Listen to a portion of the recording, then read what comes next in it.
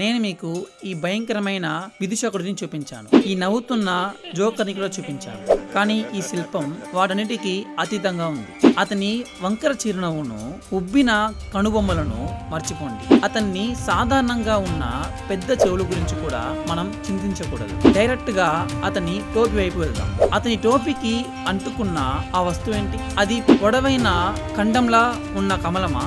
కానీ అది మరింత వింతగా మారుతుంది.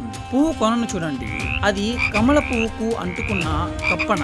ఒక కాళ్ళు ఇప్పటికీ పువ్వులో ఎలా ఇరుక్కుపోయిందో చూడండి. కప్పలు నిజంగా కమల పువ్వులను మరియు ఆకులను ఇష్టపడతాయని మీకు తెలుసా? కానీ అది బెటర్ అవుతుంది. అతని భుజం మీద ఉన్నది బల్లిన. అతను తన భుజం మీద బల్లిని ఎందుకు పెట్టుకున్నాడు? అది ప్రమాదకరం కాదా? కానీ ఇది ఏమీ కాదు. ఎందుకంటే అతని మరొక భుజం వైపు చూడండి. అతని భుజం మీద ఒక పెద్ద తేలుంది. ఈ భారతీయ తేళ్లు చాలా విషపూరితమైనవి. కానీ అతని చేతికి మరొక జంతువు కూడా అతుక్కొని ఉంది. అది పక్ష. అది కొంగలా కనిపిస్తుంది, కానీ దాని ముక్కుకు ఒక చేప కూడా అతుక్కొని ఉంది. ఈ విదూషకుడిని ఈ జంతువులన్నిటితో ఎందుకు చూపించారు? మరి ఈ జోకర్ ఏం చేయబోతున్నాడు? ఈ ప్రశ్నకు సమాధానం అతను తన చేతిలో పట్టుకున్న వాటిని గమనిస్తే తెలుస్తుంది.